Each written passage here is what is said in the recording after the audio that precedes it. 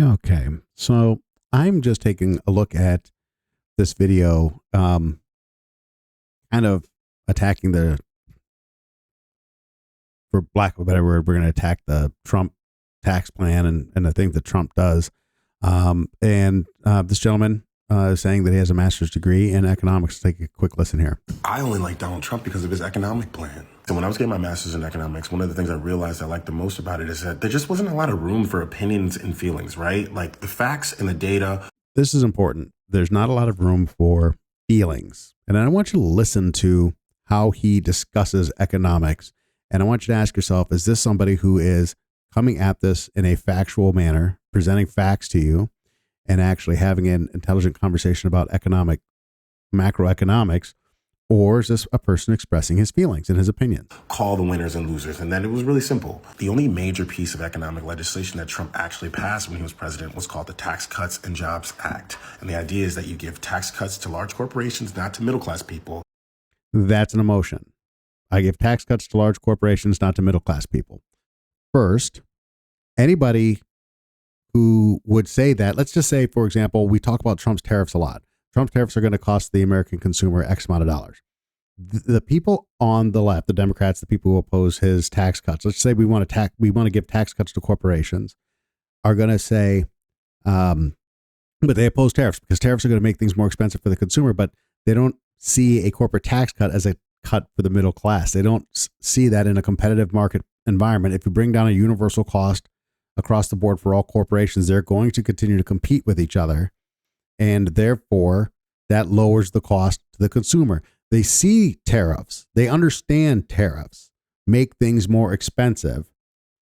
And a tariff is just a tax on goods and services, as is the corporate tax. So saying that the corporate tax isn't going to help the middle class, isn't going to reduce costs, isn't going to spur investment, isn't going to stop chasing capital overseas is, to me, a little silly. It's a little bit of an emotional spot, maybe an opinion. And then when they have all that extra money, they'll pay you more and they'll create more jobs. So he passed that piece of legislation. What happened? Well, we had record unemployment. Real wages did rise under Donald Trump's presidency. Pre-COVID, real wages were increasing, which means that wages were outpacing inflation. That's a well-documented, well-known fact. Real wages increased after the Tax Cuts and Jobs Act. Not opinions and feelings. Not what do I feel like happened. And we had record low unemployment. And in particular, we had record low African-American employment. The data actually say happened. The benefits of the tax cut went almost exclusively to the owners, the executives, and the high paid. Yes, that's true. Because they pay the overwhelming share of taxes. Nobody wants to talk about that. But we never want to look at a holistic picture. And we talk about, as you said at the beginning, it's not about facts, feelings, and opinions. The fact of the matter is the top 10% of income earners in this country pay the overwhelming share of the taxes in this country. It's not even close. So if you're going to pass a tax cut that is going to put enough money back into the private sector, the overwhelming beneficiaries of that tax cut are going to be the highest income earners. That's the only way to put the money back in it. You can't give a tax cut to somebody who's not really paying any income tax. Workers. Did middle class wages go up? No. Yes. As I said before, it's a well-documented fact, as a matter of fact, that real wages from during that time frame. Now, you could say it's inherited from Barack Obama, and that's what everybody does. Well, he inherited this economy, he inherited that economy, so on and so forth. The fact of the matter is that it takes a long time for economic policy to directly impact the economy. I'm not even saying that. I'm not even giving Donald Trump credit for it, but I am saying that real wages were rising. Everybody knows it. The problem is that if you look at just the CPI numbers, it tells a different story than real numbers. There's a reason that Trump won this election. And the reason is because people can't afford things that they used to be able to afford. Now, we can talk about a lot of different reasons for that. But the fact of the matter is that real wages were rising. AT&T plans to increase $1,000 special bonus to more than 200,000 U.S. employees, and that's because of what we did. What actually happened? AT&T got that extra money and then cut somewhere around 30,000 jobs. Now, this is a correlation causation argument, is it not? Did AT&T cut those jobs because of the Tax Cut and Jobs Act? When did AT&T cut these jobs? What's the date on this story? February 7th, 24. So what are we talking about here? Is that not AT&T cutting jobs at the tail end of Biden's presidency? Or is this because of the tax cut? This is after 4 years of a Democrat in the White House. So how are we laying this at the feet? If the tax cut itself is responsible for the layoffs and the Democrats knew this was bad policy, why did we not solve this problem? But the fact of the matter is, this is an incredibly competitive field, and people are losing jobs in these tech related fields. And in the article itself, it talks about, yes, AI did play a role. The fact of the matter is there are a lot of companies that are bringing in AI that are going to replace workers. This isn't a result of the Tax Cut and Jobs Act. It's disingenuous to say so, but you can say disingenuous things when you are putting out a post based on your facts, based on your feelings and opinions. And then they paid their executives like way more money. In fact, nearly all of America's largest companies spent the majority of their tax cuts from Donald Trump on stock buybacks and dividends and not rewarding their hard workers. The median wage looks like it increased 14%. The median wage, according to his little chart here, is up 14%. Stock buybacks, 98% of the money, and dividends. By the way, dividends, and we can talk about percentages. Yes, the people who own more shares and who are wealthier get more of the dividends. I'm a dividend investor. I'm not rich by any stretch of the imagination. A lot of retirees rely on dividend income. Dividends are important. And you know what's funny is that dividends are a way that a wage earner can also participate in the profits of the corporation. It's one of these things where it's like we don't live in two separate economies. Okay, we live in one economy. And as John F. Kennedy said, a rising tide lifts all ships. Median wages didn't go down, they went up. We also had stock buybacks, which drove up portfolio values. And if you don't know this, pensions of public sector workers, pensions of union members, and 401k plans all benefit from stock buybacks because it drives up share price and improves the portfolio. That's a good thing for anybody, including middle class people who have 401k plans, who invest in the market to try and secure their retirement. That's a good thing. And then I've already gone over dividends. So I don't know what the point he is trying to make, but feelings, opinions. But Joshua, I remember the economy was great during the Trump years. First of all, the last 2 years were COVID. So you're only talking about freshman and sophomore year. And you remember freshman and sophomore year being good because he inherited an economy that was booming from Obama. He inherited a 2.4% GDP. 2.4% GDP growth is not, it's not bad, but it's not, this is not, that wouldn't qualify as a quote booming economy. He inherited an economy that was already adding around 200,000 jobs a month. He inherited an economy that was already declining in its unemployment rate. Plus, Obama, Biden, and Trump all gave America a stimulus check. Trump's just the only one that put his name on it. Don't be controlled by MAGA narratives. Think freely. Okay. Think freely, I guess, but let's tell the whole story. I'm only brushing the surface here as well. It's not like I'm giving some kind of in-depth economic analysis. I'm just poking some holes here, and hey, there's more stuff to consider than just this. So this is the problem. This is also a narrative and the narrative is tax cuts benefit the wealthy. It doesn't help the working class, so on and so forth.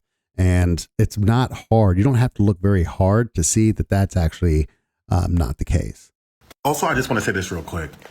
This idea of trickle-down economics. This person has a master's degree in economics. So let me there's no such thing as trickle-down economics. It's not a real thing. It's a made-up term that describes an economic theory put forth by Art Lafler about marginal tax rates and their impact on the economy. In that, once taxes reach a certain point, this is oversimplification, but once taxes reach a certain point, the economy stops growing. And once you drop taxes below a certain point, you can't maintain revenues to operate the government.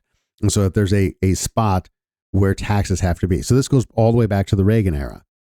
And this, what kills me about the Reagan era, and people talk about these massive corporate taxes and tax cuts during the Reagan era that took place that only benefited the wealthy, which is, there's tons of information out there. And I've posted another video about this, about everybody's richer now than they were in the 70s and 80s. Everybody, from a demographic perspective, everybody's got more, including the lowest income earners in the country, have a smaller share of the overall wealth, but because the wealth pie is so much bigger, they actually hold more wealth now than they did then. That's a verifiable fact. The problem is that people use this trickle-down economics thing as if it's an actual economic theory. The closest thing you would describe to it is a difference between supply side and demand side economics. And if the guy has a master's degree in economics, then he knows that. He's just not saying it. He's using the phrase trickle-down economics. Why? Because that evokes feelings and, lends credibility because people act on emotion. So from a guy who started his post by saying, it's about facts, not feelings, and all this kind of stuff, kind of a little Ben Shapiro-ish there, but trickle-down economics is just a trigger phrase used to try and discredit the fact that having a very high top-end marginal tax rate doesn't work in a globalized economy, which is the transition we were making in the 50s, 60s, 70s, when, hey, guess what? The United States isn't the only global manufacturer anymore. Hey, guess what? The United States isn't the only country in the world with an advanced workforce anymore. And if we keep taxing the top end earners at 70, 80, 90%, we're going to push capital overseas. And so we have to reduce this to compete on a global stage. So it's far more complicated than just trickle down economics. What I'm saying that Trump wants to do is not new. We're 44 years into trickle-down economics. Let me use that phrase again. 1% of America now owns 30% of the nation's wealth. 10% of America now owns 70% of the nation's wealth. But we're not going to talk about raw numbers, right? So, and that's the problem here. The problem is that you can talk about what percent owns what. The question is, does everybody have more wealth now or less wealth now? And the answer is there's more wealth even at the bottom rung. I went through this research and I wish I had it in front of me. Maybe I'll do another video that shows it. I did do another video on the channel here about it. Just showing kind of like what the actual amount of wealth is in inflation adjusted dollars amongst like the bottom 20% of income earners in the country. And it is more wealth now than it was then. They're holding more actual wealth today in inflation adjusted dollars than they were holding before this. It is not trickling down. It has never trickled down. It only ever trickles up. Wealth can't. So that's an incredibly funny thing to say. Wealth only trickles up. How can wealth trickle up if there isn't any at the bottom? And we have an opportunity to stop doing this to ourselves. That opportunity is on the ballot. Donald Trump has been very clear. That is what he wants to continue, the tax cuts. Vice President Harris has been very clear that she wants to give middle-class America a leg up. How does she specifically want to give middle-class America a leg up? The only thing I got from Kamala, who was very non-specific with her policy proposals, was some kind of the government's going to build 1 million houses over 4 years, which wouldn't make a dent in the housing market. And we're going to give like first-time homebuyer tax credits, which is a demand-side solution for a supply-side problem. I don't have a lot of what's the other stuff? Donald Trump's talking about extending, no tax on overtime, no tax on tips, expanding the child tax credit.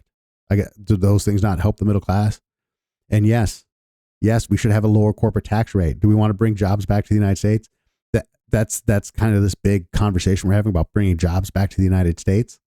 Well, in order to have more jobs, more good middle class jobs in the United States, if that's what we believe we can accomplish, which is a whole nother conversation to be had in the age of AI and automation.